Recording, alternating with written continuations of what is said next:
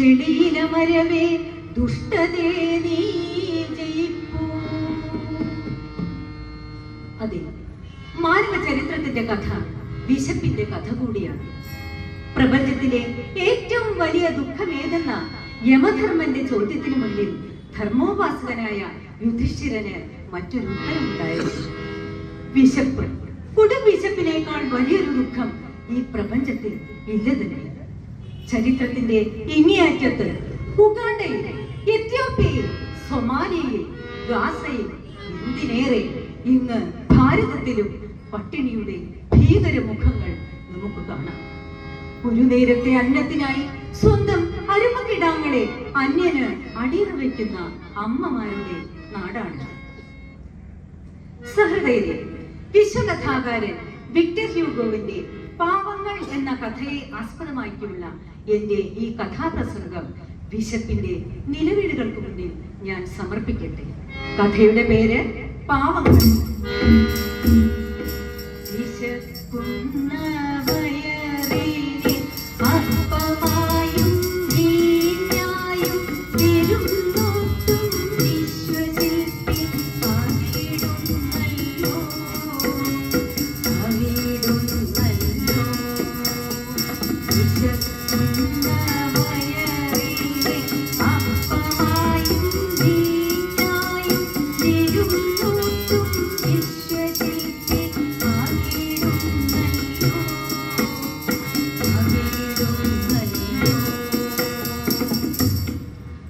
കാലം 1815. സഹൃദയരെ, ഞാൻ നിങ്ങളുടെ ശ്രദ്ധയെ ഫ്രാൻസിലെ ഒരു ചെറുപട്ടണമായ ഡിയിലേക്ക് നയിക്കട്ടെ. ഒക്ടോബർ മാസത്തിലെ ഒരു തണുത്ത സായാഹ്നം. വിജനമായി കൊണ്ടിരിക്കുന്ന പട്ടണത്തിന്റെ ഇടുങ്ങിയ വഴിയിലൂടെ വളരെ ക്ഷീണിതനായ ഒരു വഴിപോക്കൻ നടന്നു വരികയാണ്. 46-47 വയസ്സ് പ്രായം കാണും. വെയിലും കാറ്റും ഏറ്റ് കരിവാളിച്ചു വിളർത്ത മുഖം, ഒരു പ്രാകൃത രൂപം. അയാൾ നന്നേ ക്ഷീണിച്ചിട്ടുണ്ടായിരുന്നു. പട്ടണത്തിൽ കൂടി നിന്നിരുന്ന ഒരു പറ്റ സ്ത്രീകൾ പരസ്പരം പറഞ്ഞു, നോക്ക്, അയാൾ ആളത്ര ശരിയാണെന്ന് തോന്നുന്നില്ല, എന്തോ ഒരു കള്ള ലക്ഷണമുണ്ട്. ഇവിടെ നോക്കട്ടെ, ഓ ഇത് അയാളല്ലേ, അതെ, അതയാൾ തന്നെയായിരുന്നു ജീൻ വാൽജി. തോരാത്ത വർഷത്തിൽ തീരാവിശപ്പുമായി 8 പേർ പട്ടിണി ചട്ടിയിൽ വീണതേ. തോരാത്ത വർഷത്തിൽ തീരാവിശപ്പുമായി 8 പേർ പട്ടിണി ചട്ടിയിൽ വീണതേ. മോഷ്ടിച്ചു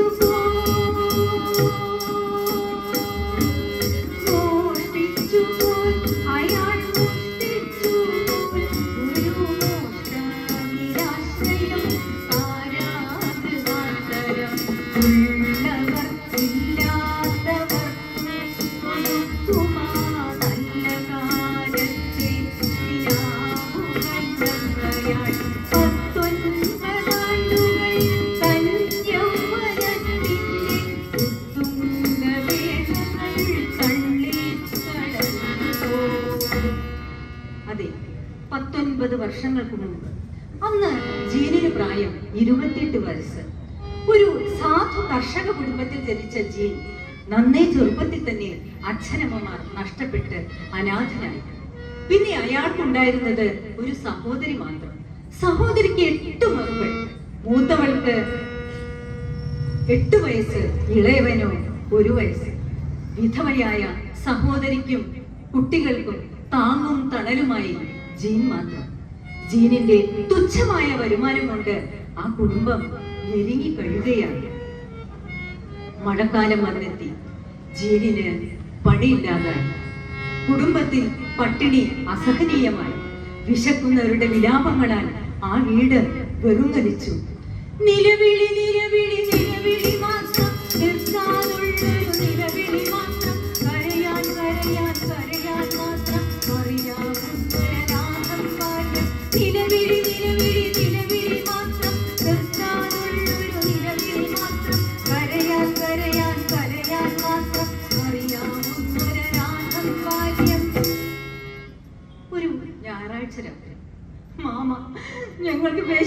വയ്യ മാമ, എന്തെങ്കിലും താ മാമ, വിശന്നിട്ട് വയ്യ മാമ. ദൈവമേ, ഞാനിനി എന്തു ചെയ്യും? ഈ കുഞ്ഞുങ്ങൾ എന്തു പാപമാണ് ചെയ്തത്? അയാൾ എന്തോ നിശ്ചയിച്ചുറച്ചിട്ടെന്ന പോലെ വീട് വിട്ടിറങ്ങി. പള്ളിക്കടുത്തുള്ള പലഹാരക്കടയുടെ മുന്നിലെത്തി. അടുത്തെങ്ങും ആരുമില്ല. ചില്ലുകൂട്ടിൽ ചിരിക്കുന്ന പലഹാരങ്ങൾ. ഒറ്റയടിക്ക് ചില്ലുകൾ ചിതറി. അയാൾ തന്റെ ചോര ചിന്തിയ കൈകൾ അകത്തേക്കിട്ടു. കണ്ണൻ, കണ്ണൻ, പിടിയവനെ, പിടിയവനെ. ഒരു നിമിഷം തരിച്ചുപോയി. ഒടുവിൽ താനും ഒരു കള്ളനായിരിക്കുന്നു. പിന്നെ മടിച്ചില്ല. അയാൾ പിടികൊടുക്കാൻ ഓടി. പക്ഷേ ദൈവനീതിക്ക് ദാക്ഷിണ്യമില്ല. ജീൻ പിടിക്കപ്പെട്ടു.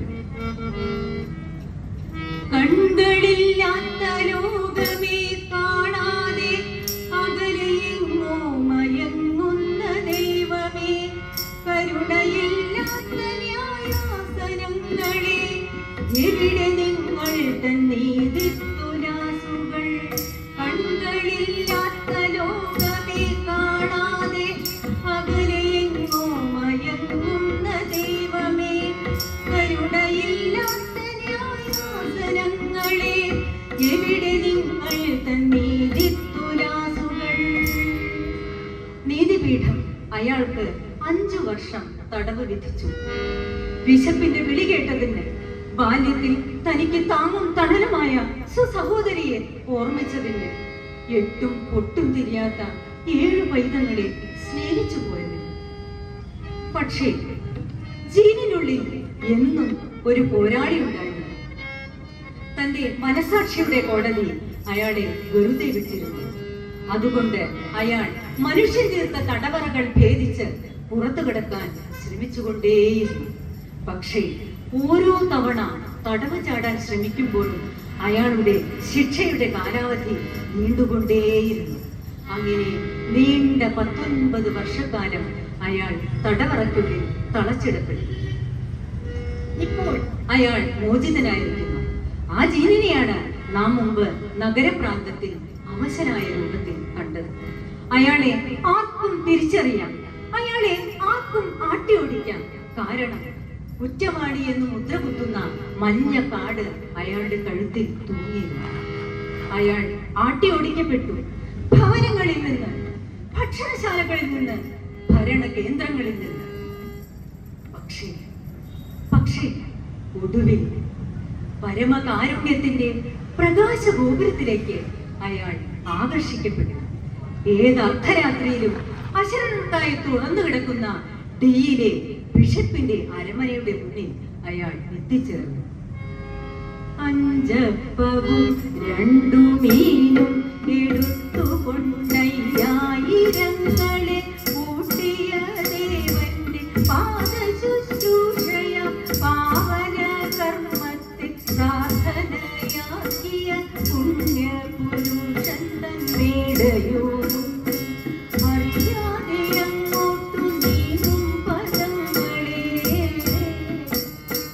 ഭാഗ്യവാന്മാർ നിങ്ങൾ. അരമനയ്ക്കുള്ളിലേക്ക് അറച്ചറച്ചു ചെന്ന ജീനിനെ ബിഷപ്പ് വാത്സല്യപൂർവ്വം സ്വീകരിച്ചു. ജീൻ സ്വീകരണ മുറിയിലേക്കും ഭക്ഷണമുറിയിലേക്കും ആനയിക്കപ്പെട്ടു, ആദരിക്കപ്പെട്ടു. ജീനിനായി വിഭവ സമൃദ്ധമായ അത്താഴം ഒരുങ്ങി. അത്താഴത്തിന് ശേഷം അയാൾക്കായി പട്ടുകിടക്ക വിരിക്കപ്പെട്ടു. പക്ഷേ കിടക്കയിൽ കിടന്ന ജീനിന് ഉറക്കമേ വന്നില്ല. അയാളുടെ മനസ്സിലൂടെ പലരും കടന്നുപോയി. ദൈവവും ചെകുത്താനും, നന്മയും തിന്മയും, പുണ്യവും പാപവും.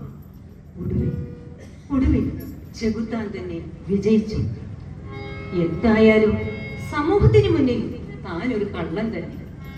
വരും നാളുകൾ കഴിച്ചുകൂട്ടാൻ പണം കൂടിയേ തീരും.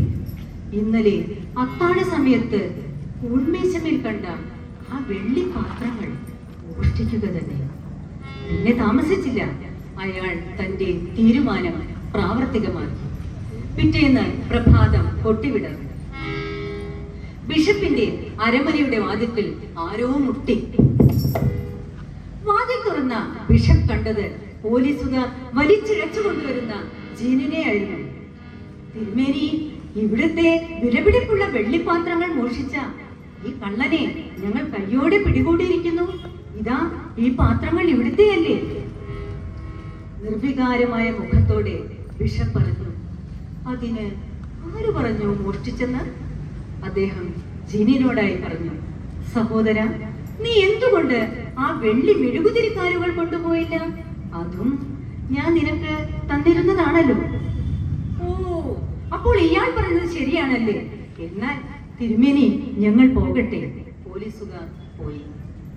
അത്ഭുത സ്തബ്ധനായി നിൽക്കുന്ന ജീൻവാൽജീനോട് ശാന്ത ഗംഭീര സ്വരത്തിൽ ബിഷപ്പ് പറഞ്ഞു, നേരായ വഴി തേടി നടന്നാലെത്തും നമ്മൾ നേരിന്റെ വഴിയിലേക്ക് എന്നതാദിമ പാഠം. നേരായ വഴി തേടി നടന്നാലെത്തും നമ്മൾ നേരിന്റെ വഴിയിലേക്ക് എന്നതാദിമ പാഠം. ഹിംസയും അഹിംസയും തിരിയും വഴി, സാക്ഷാരീശന്റെ വഴി, മധ്യരാധിക്കും അതേ വഴി. നേരായ വഴി തേടി നടന്നാലെത്തും നമ്മൾ നേരിന്റെ വഴിയിലേക്ക് എന്നതാദിമ പാഠം. ഹിംസയും അഹിംസയും തിരിയും വഴി, സാക്ഷാരീശന്റെ വഴി, മധ്യരാധിക്കും അതേ വഴി. നേരായ വഴി തേടി നടന്നാലെത്തും നമ്മൾ നേരിന്റെ വഴിയിലേക്ക് എന്നതാദിമ പാഠം. ബിഷപ്പിന്റെ കാൽപാദങ്ങൾ കണ്ണുനീരാൽ കഴുകിക്കൊണ്ട് ജീൻ നിലത്തു കിടന്നു. പാപങ്ങൾക്ക് എന്നേക്കുമായി വിടവായിക്കൊണ്ടു. സഹൃദയൻ, കാട്ടുനീതിയെ കാരുണ്യം കൊണ്ട് തടുക്കാമെന്ന് നമ്മെ പഠിപ്പിച്ച മഹാനായ വിക്ടർ ഹ്യൂഗോവിനെ പ്രണമിച്ചുകൊണ്ട് അദ്ദേഹത്തിന്റെ ഈ മഹത്തായ കൃതി മലയാളത്തിലേക്ക് മൊഴിമാറ്റം ചെയ്ത ശ്രീ നാലാപ്പാട്ട് നാരായണ മേനോനെ വന്ദിച്ചുകൊണ്ട് ഈ പരിഭാഷയുടെ 100ാം വാർഷികം ആഘോഷിക്കുന്ന ഈ വേളയിൽ ഈ ലോകത്തിലെ എല്ലാ പാവങ്ങൾക്കുമായി പ്രാർത്ഥിച്ചുകൊണ്ട് ഞാൻ നിർത്തട്ടെ. നന്ദി, നമസ്കാരം.